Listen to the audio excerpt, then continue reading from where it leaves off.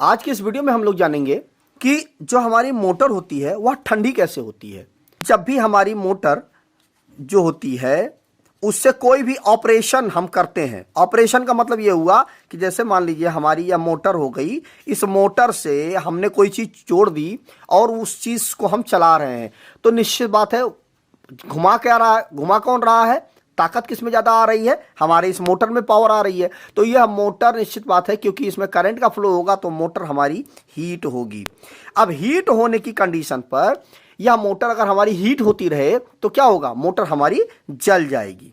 तो यह जल ना पाए और वर्क लंबे समय तक करती रहे, इसीलिए इस मोटर को ठंडा करना जरूरी है, कूलिंग इसकी करना जरूरी है। अब वह मोटर हमारी इंडक्शन मोटर हो सकती है, स्लिप रिंग मोटर भी हो सकती है, या स्क्वायरल केज मोटर भी हो सकती है, सिंक्रोनस मोटर भी हो सकती है।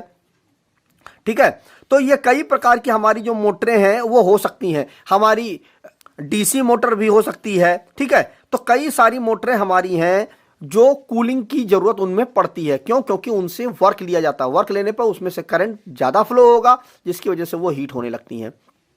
तो इन मोटरों को ठंडा करने की बात आती है, तो ठंडा करने के लिए बहुत ही सिंपल सा इसके अंदर प्रोसेस होता है कि जैसे ये हमारी मोटर है, ठीक है, ये हमारी मोटर है। अब इसमें ये हमारे टर्मिनल हो गए, यहाँ पे इस तरह से हमने इसमें कनेक्शन कर दिया। ठीक, इसकी ये सॉफ्ट हो गई। अब इस सॉफ्ट में यहाँ पर आपने देखा होगा कि यहाँ पर इस तरह से फैन लगे हुए होते हैं, इस तरह से फैन लगे हुए होते हैं। आप देखे होंगे उसकी पीछे वाली सॉफ्ट में जो ऊपर से इस तरह से कवर होता है, इस तरह से। ठीक है, यहाँ पीछे साइड में फैन लगा हुआ होता है।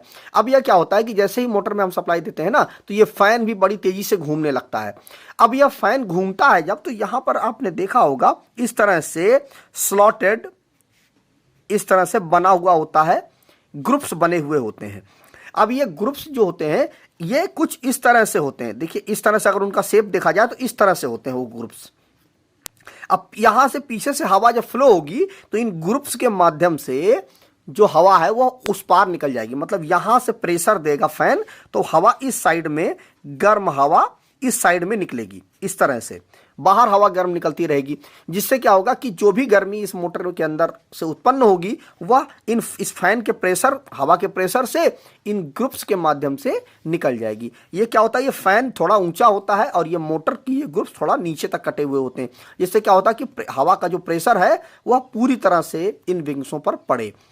इन विंग्सों को समय समय पर साफ भी करते रहना चाहिए। क्यों? क्योंकि कारण यह होता है कि अगर इन विंग्सों में धूल मिट्टी यदि जम गई है तो क्या होगा, प्रॉपर तरीके से कूलिंग नहीं हो पाएगी, तो आपकी मोटर ज़्यादा हीट होगी। तो इन चीज़ों का आप ध्यान रखें कि इन ग्रुप्सों की अच्छी तरह से सफाई करते रहें समय समय पर।